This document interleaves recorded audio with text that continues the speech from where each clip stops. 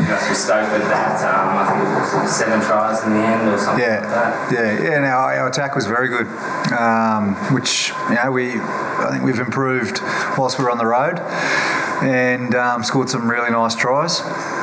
Spadey getting over the line, which is always good to see, and I thought he was outstanding tonight.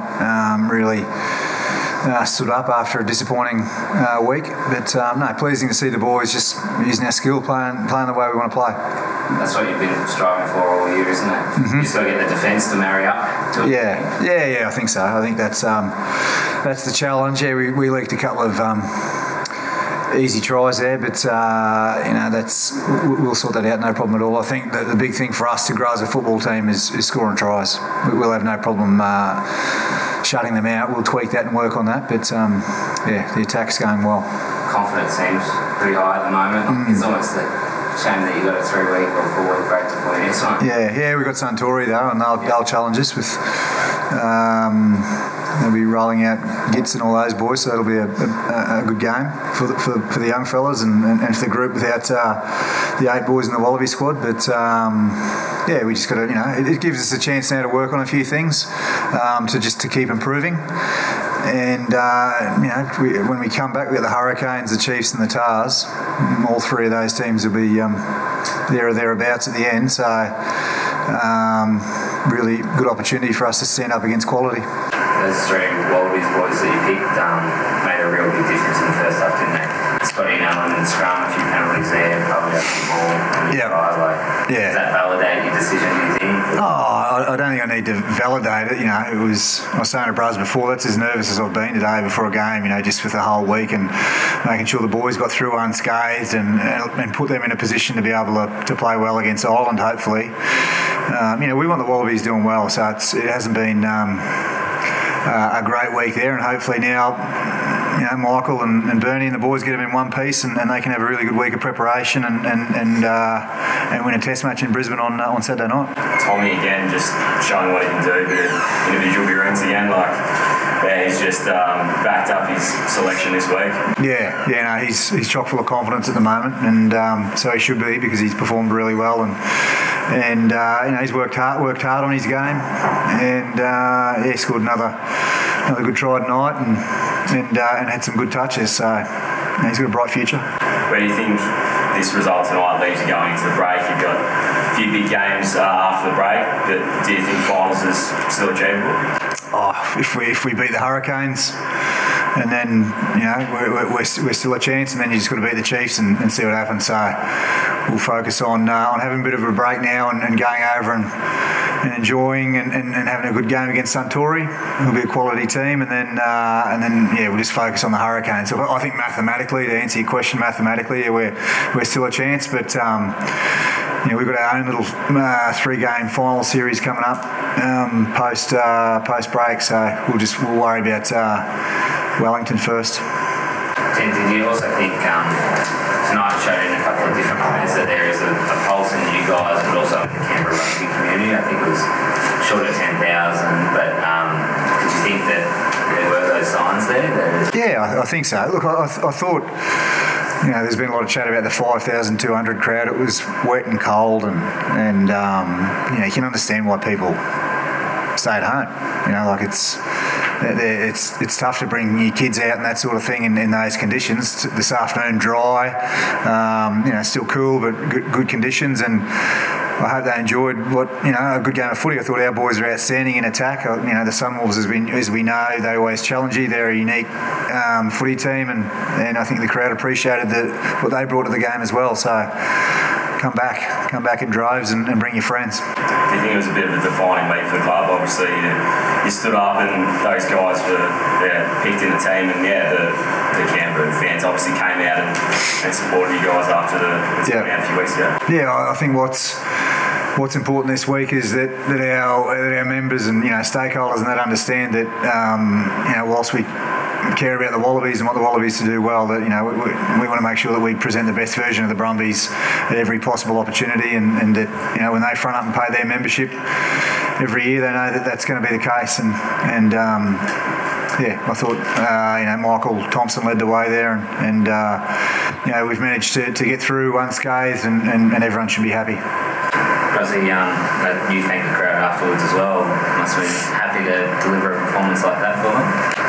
Yeah, it was nice to see other people out there today. I think they made an effort, to get out and support the team today, and really pleased with the performance we put on.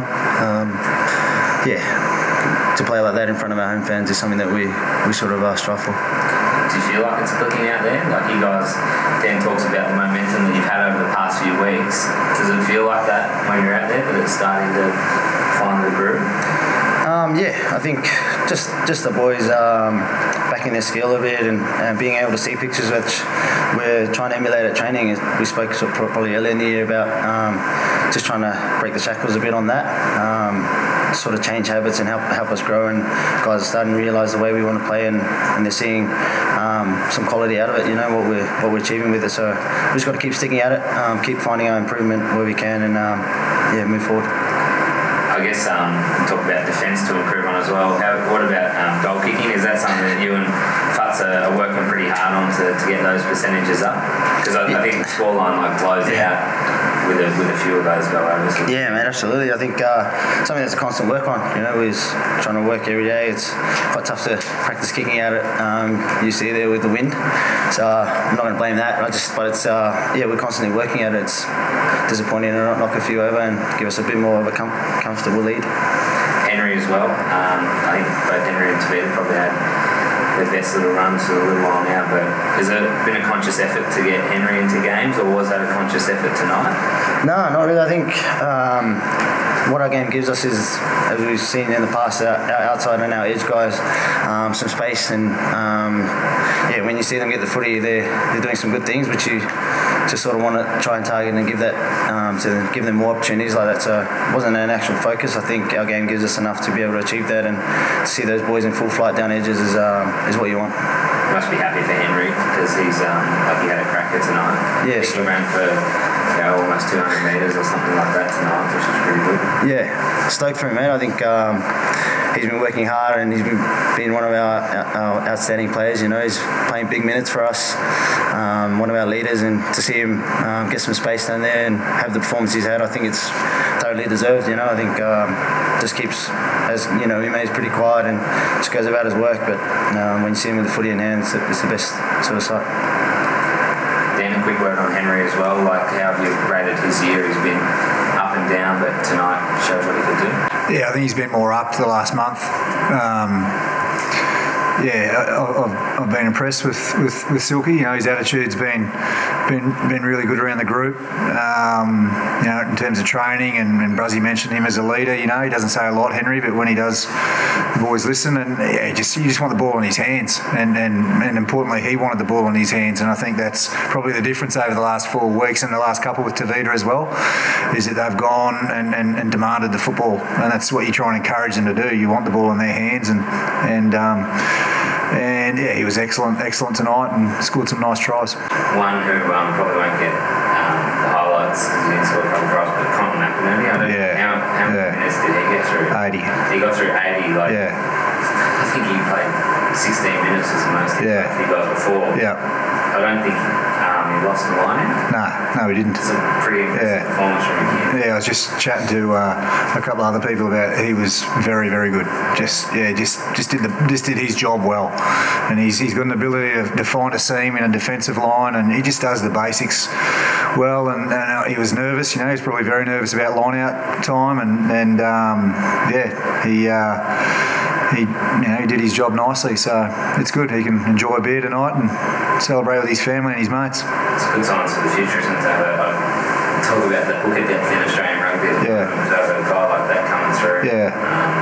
It's pretty impressive. Yeah, we've gone from one extreme to the other, where it was squeaking to Tarfield and not a lot behind it. Now there's 4 or 5 guys and a couple others coming up underneath that as well. So Connell's proven the last couple of weeks that he's a kid that belongs at this level, which is nice, because I'll be honest, I wasn't sure, a couple of months ago, but that's what opportunity gives you. Rusty, you must be impressed with Connell as well, because I know you took a few scrums earlier, but you didn't hesitate going to lineouts, and that says a lot about backing in him, I guess. Yeah, I think so. And you got to give guys that trust, and that confidence, and then they just got to deliver their role. I think we speak a lot about believing in ourselves and each other, and that's an aspect of it. He's got a lot of help in and around him with good leaders and Carts and Poey, and and as Dan mentioned, really did his job good tonight and executed well for us.